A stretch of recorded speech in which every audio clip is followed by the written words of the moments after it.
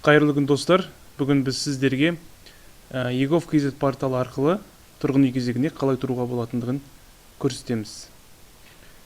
егов.kz порталына электрондық цифрлық қолтаңба немесе бір реттік парольді енгізу арқылы кіруге болады. Біздің жағдайымызда электрондық цифрлық қолтаңбаны таңдап көрейік.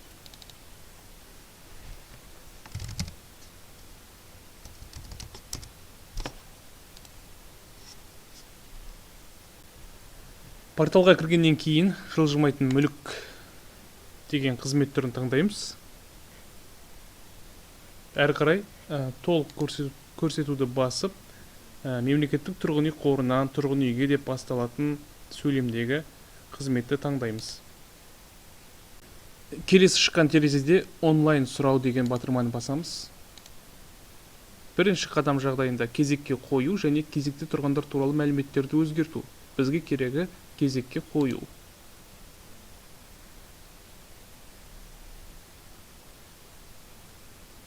Бұдан әрі дегенді басайық. Және өзіміз туралы мәліметтерді толтыруымыз керек. Аймақ, аудан, санат, астындағы санат, негіз. Аймақ, мысалға, Алматы облысы. Аудан, Қарасай ауданы. Санатта, мысалға, халықтың әлеуметтік жағынан осал тобы деп алайық. Астындағы санат. Бұл жерде енді толық емес отбасылар.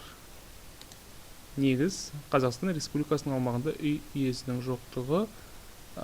Отбасы тұратын тұрғын үй талаптарға сай келмейді.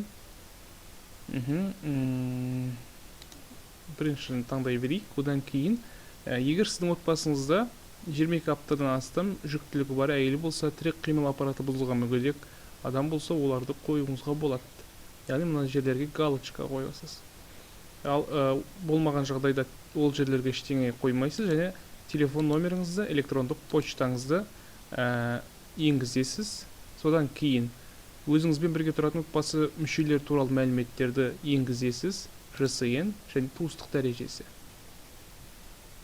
Және әрі қарай мына иә жоқ дегеннің біреуін басып, мына мәтінді толық оқылғаннан кейін деректерді толтыруды аяқтау дегенді басасыз. Үшінші қадамда электрондық цифрлық қолтаңбамен қол қоюыңыз керек.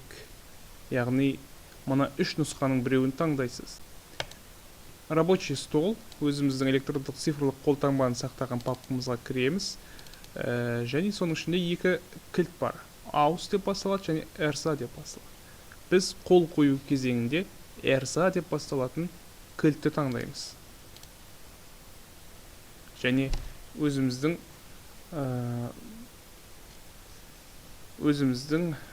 паролімізді енгіземіз.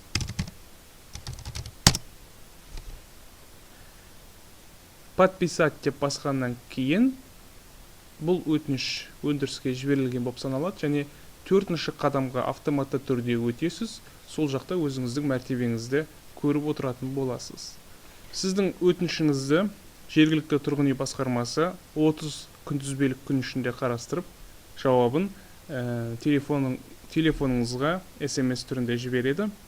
Қабылданған жайлы немесе тұрғын үй кезегіне қоймағандығы туралы. Қандай себеппен қоймағандығын тұрғын үй басқармасының өзі хабарлайды. Ал әзірге сіз мәртебеңізді мына жерге басу арқылы өзіңіздің яғни жеке кабинетіңізге кіріп, келіп түскен хаттарды қайта-қайта жаңартып отыру арқылы бақылай аласыз. Құрметті достар, бүгінге осы. Назар салғандарыңызға рахмет. Ақпарат сіздер үшін пайдалы болды деп есептеймін.